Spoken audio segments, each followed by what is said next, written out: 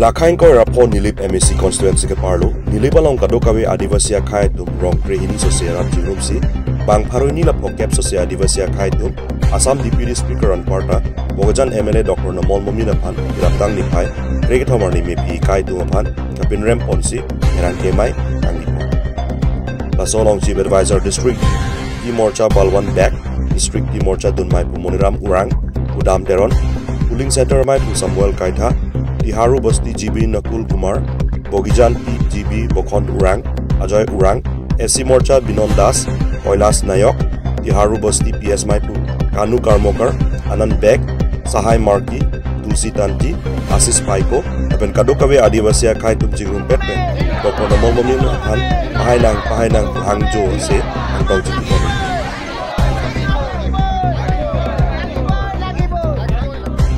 পালো যি আমি আর প্রেস নিউজ যোগেদি 13 তারিখে ওলাইছিলে আমার ডক্টর নমন মোহন স্যার আমার বোকাজান এলএ কনস্টিটুয়েন্সি তেখেত এজন ডিপুটি স্পিকারও হয় আমার অসম এছেম্বলি আৰু তেখেতে আজি আমাৰ মাজত যিমানখিনি নেকি বোকাজানৰ পৰা ধৰি হিমুৰৰ পৰা হিমুৰলৈকে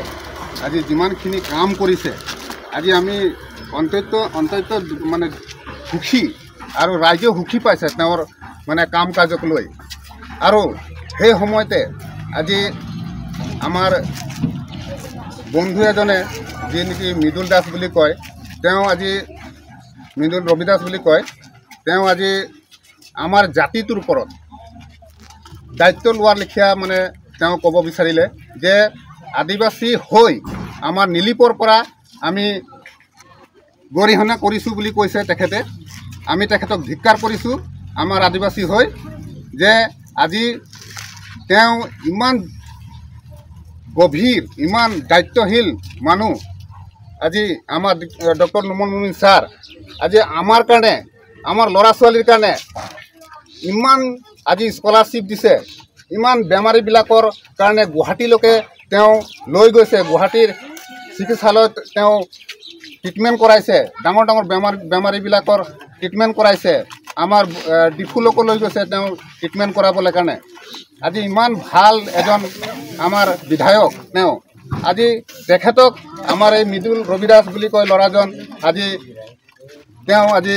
কৈছে যে আমাৰ জাতিটোৰ ওপৰত মানে যে আমাৰ আদিবাসী জাতি বোলে তেওঁক নিবিচাৰে আৰু টিকেট দিব নালাগে বুলি আমি ইয়াৰ পৰা কৈছোঁ তেখেতক গৰিহণা কৰিছোঁ যে আমাক ডক্টৰ নমন মোমিন ছাৰক লাগিব আৰু টিকেট দিবই লাগিব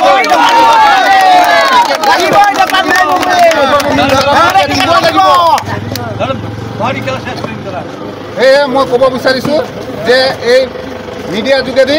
তেখেতক আমাৰ মাননীয় মুখ্যমন্ত্ৰী ডক্টৰ হেমন্ত বিশ্ব শৰ্মা ছাৰক আমি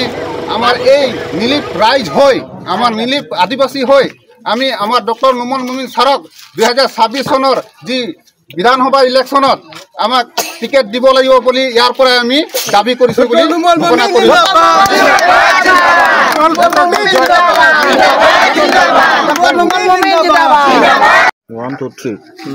আজি আমি ইয়াত নীলিপ সমষ্টিৰ যিসকল আদিবাসী বিভিন্ন দলত আমাৰ ছাত্ৰ সংগঠনবিলাক আছে লগতে গাঁওবুঢ়াসকল আছে আৰু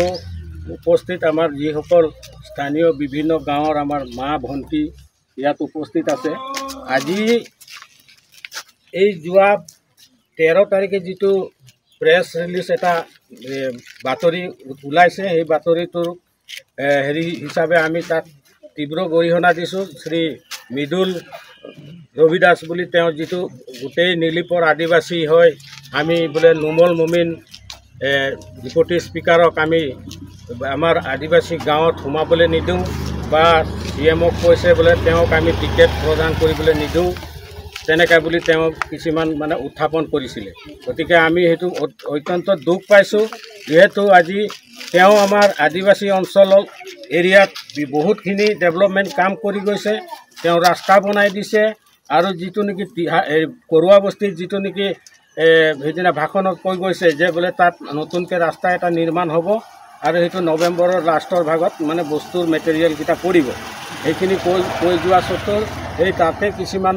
মানে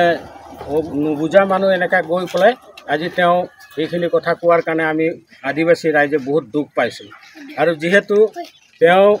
আজি নিষ্ঠাৰ হিচাপত কাম কৰি গৈছে, আজি কোনো জাতি নাই, কোনো ধৰ্ম নাই, চবৰ জেগাত গৈ পেলাই তেওঁ সম্পূৰ্ণ হিচাপে কাম কৰি আহিছে। গতিকে আমাৰ মানে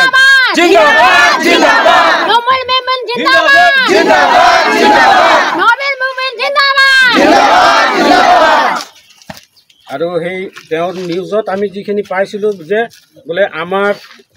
মমিন ছাৰে আমাক কিবা মিছবিহেভ কৰিছে বুলি। তো মিছবিহেভটো আমি কেনেকৈ ধৰণে কৰিলে সেইটো আমি সঠিক নাজানো, কিন্তু তথাপি তেওঁলোকে এনেকৈ এটা পৰ্যায়লৈ যাব নালাগিছিলে। আমি অলপমান যিখিনি নেকি আজি আমাৰ বুদ্ধিজীৱী আছোঁ, আমি অলপ মানে কিবা ছিনিয়ৰ চিটিজেনৰ মানুহখিনি অলপমান আমি দুখ পাইছোঁ। কাৰণ এজন MLA বা বিধায়ক অকল আমাৰ বোকাজানৰে নহয়, তেওঁ গোটেই অসমৰ এটা ডেপুটি স্পীকাৰ হয়। তেওঁৰ এইখিনিৰ কথা মানে এনে এটা হেৰি কৰাৰ ষড়যন্ত্ৰ কৰাৰ কাৰণে আমি অলপমান দুখ পাইছোঁ। গতিকে আমি যাতে এই বস্তুটো তেওঁলোকে অলপ উঠাই ল'ব লাগে বুলি মই ভাবোঁ। আৰু যিজন নেকি আজি মৃদুল ৰবিদাস বুলি কৈছে, তেওঁতো সম্পূৰ্ণ আদিবাসী মানুহ নহয় বুলি আমি ক'ব বিচাৰোঁ, যিহেতু তেওঁ একচুৱেলি বিহাৰী হেৰিৰ পৰা বিলং হয়। গতিকে তেওঁ আজি আমাৰ আদিবাসীক এনেকৈ এটা কোনো আদিবাসী গাঁৱত গৈ আলোচনা নকৰাকৈ গোটেই আদিবাসী হৈ পেলাই আমি বোলে এনেকুৱা বোলে তেখেতক বিৰোধ কৰিছোঁ বুলি তেওঁ কোৱাটো আমি তীব্ৰ গৰিহণা দিছোঁ। গতিকে মই সেইটো মোৰ ফালৰ পৰা মই সেইটো তেওঁলোকেও যাতে এইখিনি উঠাই লওক বুলি আমি ভাবোঁ। আৰু এনেকৈ ভুল হেৰি কৰি পেলাই গোটেই ৰাইজক বিপদত পৰিচিত কৰিব নালাগে বুলি মই নিজকে মানে ভাবোঁ। গতিকে মই গোটেই নীলিপৰ ৰাইজক মই সেইটোৱে অনুৰোধ কৰিছোঁ, যাতে আমাৰ যদি কোনোবা ল'ৰা ছোৱালী ভুল কৰিছে আমি নিজে শুধৰাই ল'ব লাগিব।